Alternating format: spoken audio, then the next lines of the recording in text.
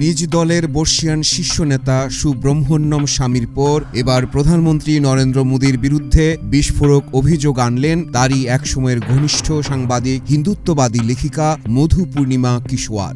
দুজনেরই একযোগে দাবি, শারীরিক সম্পর্কের বিনিময়ে একাধিক মহিলাকে মন্ত্রীপদ দিয়েছেন প্রধানমন্ত্রী নরেন্দ্র মোদী। সম্প্রতি এক পডকাস্টে অ্যাবস্টেইন ফাইল নিয়ে কথা বলতে গিয়ে বিস্ফোরক অভিযোগ করেছেন বিজেপি নেতা সুব্রহ্মণ্যম স্বামী। তিনি দাবি করেছেন, শারীরিক সম্পর্কের বিনিময়ে একাধিক নারীকে সাংসদ করেছেন ভারতের প্রধানমন্ত্রী। এমনকি মন্ত্রী হওয়ার জন্য প্রধানমন্ত্রীকে অন্যরকম পরিষেবা দিয়েছেন অনেকে। 200-র বেশি সার্ভিস ও ফিচারে লেনদেনের সব বিকাশ অ্যাপে সম্ভব। স্বামীর দাবি, অ্যাপস্টেইন তো ছোট ব্যাপার, সবচেয়ে বড় মাথাকে এবার ধরা উচিত। তাৎপর্যপূর্ণভাবে প্রধানমন্ত্রীর একসময়ের ঘনিষ্ঠ হিসাবে পরিচিত প্রাক্তন সাংবাদিক তথা লেখিকা মধু পূর্ণিমা কিশোয়ারও স্বামীর সেই অভিযোগকে সমর্থন করেছেন। এক দীর্ঘ এক্স পোস্টে কিশোয়ারের দাবি, প্রধানমন্ত্রী কোনো সাংসদকে স্রেফ ঘনিষ্ঠতার বিনিময়ে মন্ত্রী করেছেন। তাদের নাম হিন্দুত্ববাদী রাজনীতিকদের মুখে মুখে।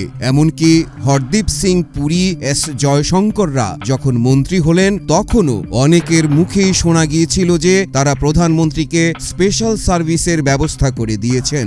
এরপর সরাসরি প্রাক্তন শিক্ষামন্ত্রীর নাম জড়িয়ে মোদীকে নিশানা করেছেন কিশোয়ার। তার দাবি, দ্বাদশ শ্রেণী পাস স্মৃতি ইরানি কিভাবে মন্ত্রী হলেন সেই কেচ্ছাও জনমানুষ থেকে লুকিয়ে রাখা হয়েছে। 2014 সালে আমেরিকায় গিয়েও আমি প্রধানমন্ত্রীর কীর্তি কাহিনীর গল্প শুনেছি। এই প্রথম নয়, গুজরাটের মুখ্যমন্ত্রী থাকাকালীনও মোদীর লীলা খেলার বহু কাহিনী শোনা গিয়েছে। RSS প্রচার চলাকালেও মোদীর বহু কেচ্ছা কাহিনীর কথা RSS এবং হিন্দুত্ববাদী মহলে প্রচারিত ছিল। এই মধু পূর্ণিমা কিশোয়ার কোনো সাধারণ ব্যক্তিত্ব নন। দীর্ঘদিন ধরে হিন্দুত্ববাদী আদর্শে অনুপ্রাণিত এই লেখিকা একসময় সাংবাদিকতা করতেন। বেশ কয়েকটি জাতীয় স্তরের পুরস্কার পেয়েছেন তিনি। প্রধানমন্ত্রী মোদীকে নিয়ে বইও লিখেছেন কিশোয়ার। একসময় প্রধানমন্ত্রী মোদীকে জাতির জনক মহাত্মা গান্ধীর সঙ্গেও তুলনা করেছিলেন। তাৎপর্যপূর্ণভাবে তিনি দাবি করেছেন, প্রধানমন্ত্রীর ঘনিষ্ঠদের মুখে তিনি এত কেচ্ছার গল্প শুনেছেন যে প্রধানমন্ত্রীর সঙ্গে এক মঞ্চে উঠতেও অস্বস্তি বোধ করতেন।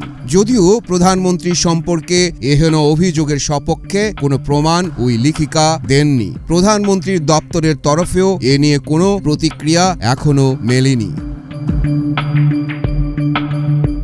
সম্প্রতি বিরোধী দলগুলো দাবি করছে আন্তর্জাতিক কিছু ডকুমেন্টে নাকি মোদীর নাম এসেছে। আবার সরকার বলছে এসব সম্পূর্ণ ভিত্তিহীন। 2026 সালে অ্যাপস্টেইন ফাইল ঘিরে নতুন করে বিতর্ক শুরু হয়। কিছু বিরোধী নেতা দাবি করেন এই ডকুমেন্টে ভারতের শীর্ষ নেতৃত্বের নাম উঠে এসেছে, কিন্তু ভারতের পররাষ্ট্র মন্ত্রণালয় স্পষ্ট জানিয়ে দেয় এই তথ্য সম্পূর্ণ অপ্রাসঙ্গিক এবং অবিশ্বাসযোগ্য।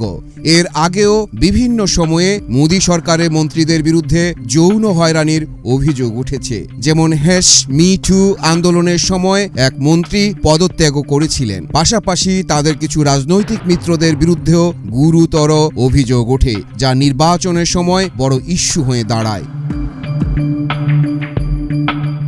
এবার প্রধানমন্ত্রী মোদীর বিরুদ্ধে প্রথম যিনি কামান দেখেছেন তিনি সুব্রহ্মণ্যম স্বামী। তিনি বিজেপিরই ঘরের ছেলে। সুব্রহ্মণ্যম স্বামী যে সে লোক নন। তিনি এমন একজন ভারতীয় রাজনীতিবিদ, অর্থনীতিবিদ এবং পরিসংখ্যানবিদ যিনি রাজনীতিতে যোগ দেওয়ার আগে দিল্লির ইন্ডিয়ান ইনস্টিটিউট অব টেকনোলজিতে গাণিতিক অর্থনীতির অধ্যাপক ছিলেন। তিনি তার হিন্দু জাতীয়তাবাদী মতামতের জন্য পরিচিত। স্বামী ভারতের পরিকল্পনা কমিশনের সদস্য ছিলেন এবং চন্দ্রশেখর সরকারের একজন ক্যাবিনেট মন্ত্রীও ছিলেন। 1994 এবং 1996 মধ্যে স্বামী প্রাক্তন প্রধানমন্ত্রী PV নরসিং রাওয়ের অধীনে শ্রম, মান ও আন্তর্জাতিক বাণিজ্য কমিশনের চেয়ারম্যান ছিলেন। বিশেষজ্ঞরা বলছেন ভারতের রাজনীতিতে অভিযোগ পাল্টা অভিযোগ নতুন কিছু নয়, কিন্তু সোশ্যাল মিডিয়ার যুগে যে কোনো দাবি মুহূর্তেই ভাইরাল হয়ে যায়, সত্য মিথ্যা যাচাই ছাড়াই। যদিও প্রধানমন্ত্রী মোদির বিরুদ্ধে উত্থাপিত অভিযোগটি ভাইরাল হওয়ার কারণ যারা অভিযোগটি উত্থাপন করেছেন তারা দুজনেই ভারতীয় প্রধানমন্ত্রীর এক প্রকার কাছের লোক, আর এ কারণে এই নিয়ে তোলপাড় চলছে ভারতে এবং প্রশ্ন উঠছে তাহলে কি এসব অভিযোগের পেছনে সত্য লুকিয়ে আছে, নাকি নির্বাচন ঘিরে স্রেফ একে অপরকে ঘায়েল করার সেই পুরনো কৌশল। মাহফুজ জুয়েল, বাংলাদেশ প্রতিদিন।